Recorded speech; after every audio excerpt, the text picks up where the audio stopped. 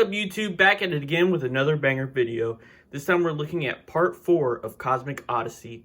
This is the final chapter. When we last left off, Darkseid and Etrigan had traveled into the anti-life dimension. This is their backup plan.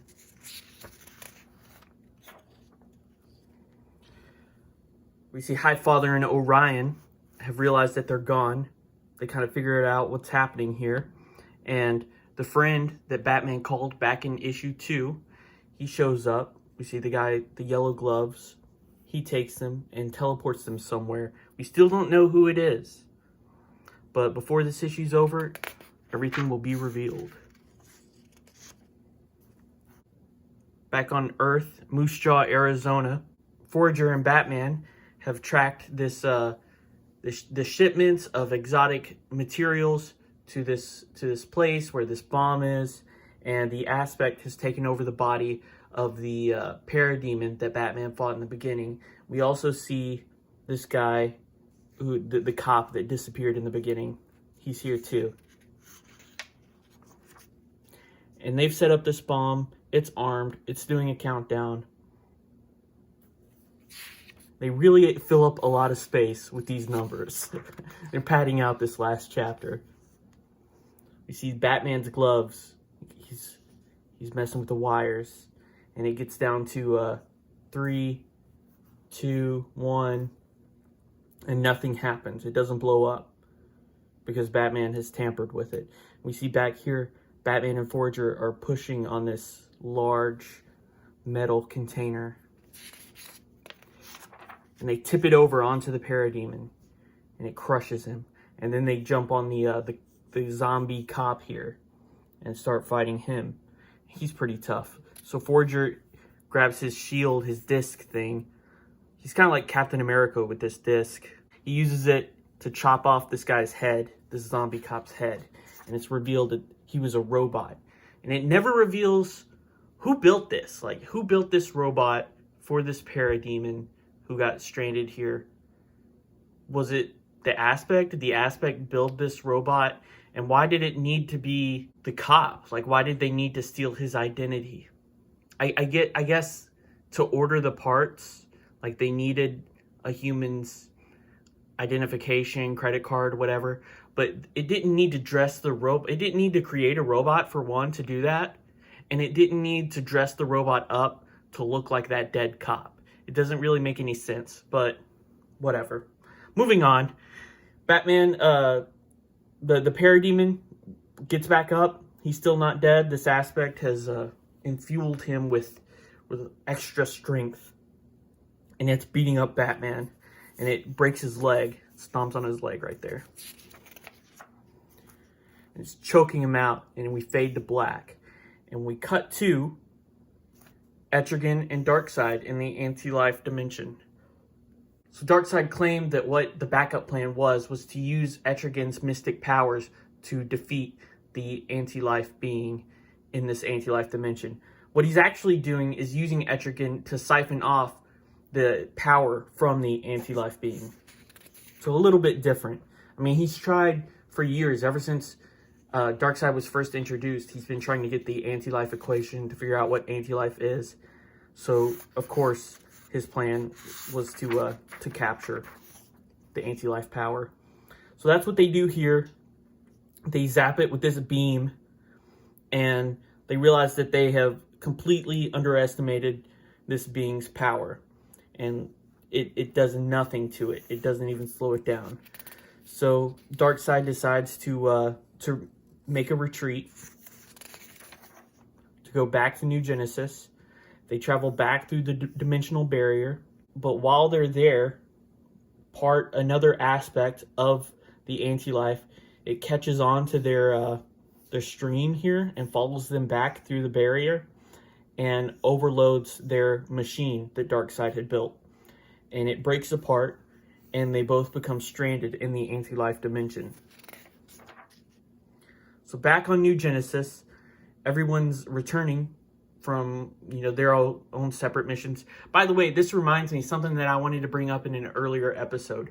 Why were they on teams of 2? Like, it doesn't really make sense why they couldn't have brought along more people for this mission. Like, if I were actually worried about these bombs going off and collapsing the entire solar system, I would have brought along more than 7 people. Like, there's an entire world of superheroes, and they only bring 7 of them along. They're like, oh, no, 7's enough. We can get it done with 7. Let's not bring too many people along. Really, if they had brought along the entire Justice League, like Justice League Unlimited, bring every character from the DC universe, they could have solved this problem in like 20 minutes. 20 minutes tops, they could have been back on Earth and crisis averted. But no, just 7 people. Let's make it as close as possible. So Green Lantern, he's still depressed. He's like really blaming himself for the death of all those people, and as he should. You know, it is his fault. And he's like thinking of ending it all. And we cut back to Batman. He's getting beaten up.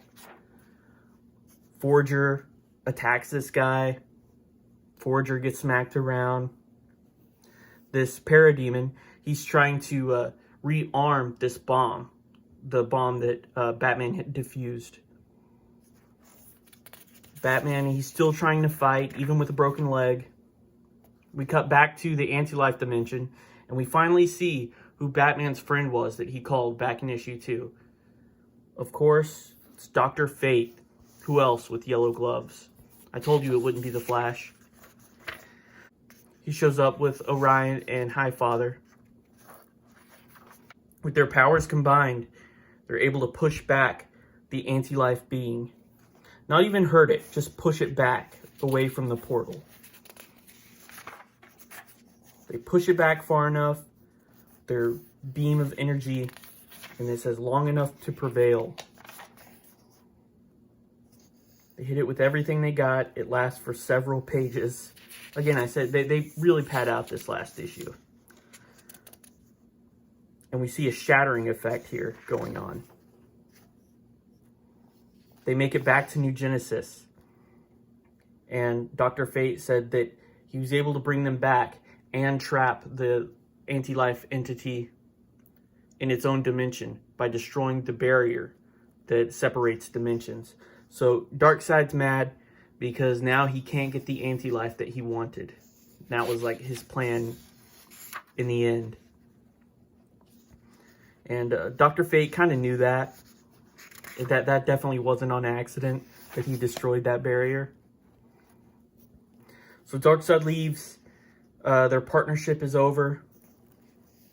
But back on Earth, that bomb is still set to go off. They've already lost one planet, Xanshi. So if this bomb goes off, it will still cause the collapse of the solar system. Like, the anti-life being isn't going to invade our universe, but our solar system could still collapse. So there's still a lot at stake right now. And the parademon, he's reset the timer for 30 seconds. Batman's crawling to him, trying to stop him. The guy has no problem just kicking Batman around. Again, they should have called the Flash. The Flash is on Earth. The Flash would be very useful right about now. Literally any other heroes. Whatever. Suspend your disbelief here. I like that they draw the spinal column of the parademon. Like you can still see it through like the blast through his chest. Forger gets up, grabs his little manhole cover disc thing, throws it at the parademon. Parademon jumps over it. Forger jumps through the hole in his chest. I guess he somehow avoided the spinal column. He hits the guy in the face with the disc thing. He's not too happy about it. Throws Forger over there. The bomb is at 7 seconds. 6 seconds. 5 seconds. 4 seconds. 3 seconds. 2. And Forger gets his disc and he goes over to the control panel and he crushes it with the disc right as it hits 1 second. And there's a huge explosion right in front of Batman. Just like with Starfire and Light Ray on Rand, you know, the bomb has been destroyed, but it hasn't detonated. Like, there was an explosion, but it didn't detonate the bomb. Batman, He digs through the wreckage. He finds the corpse of that parademon. And he also finds Forager right as he's about to die. They teleport back to New Genesis. We see Green Lantern. He's sitting next to this display of weapons, and he sees a yellow one. So we know that his ring protects him, but it can't protect him from anything yellow. So this gun could actually hurt him. And he picks it up. Apparently you can pick up yellow things with the ring. I didn't know that. So he picks up the yellow ring, or he picks up the yellow gun. He sends his ring away to find someone else, a new host. He's going to end it all here. He's crying. Martian Manhunter comes to see him, and he's like, well, are you going to do it? And he says, I knew you would give up. Using reverse psychology on Green Lantern. Green Lantern is one of those guys that wants to prove himself. So, you tell him you can't do something, it makes him want to prove himself. So Martian Manhunter basically tell him that I knew you would give up. The first sign of trouble, as soon as things get hard, you'd quit. And it works on Green Lantern. Green Lantern, he does drop the gun, and he calls the ring back, and he's like, gotta prove Martian Manhunter wrong now. But Martian Manhunter is a telepath. He was able to read his mind, and that was his plan all along, was just to, convince him to re-inspire him, I should say, into, putting the ring back on and getting back out there. So Batman comes through the boom tube. Superman and Light Ray went back to Earth to pick him and Forager up, but Forager has unfortunately died. And again, Orion, being a jerk, says, oh wow, I didn't think the bug would have it in him.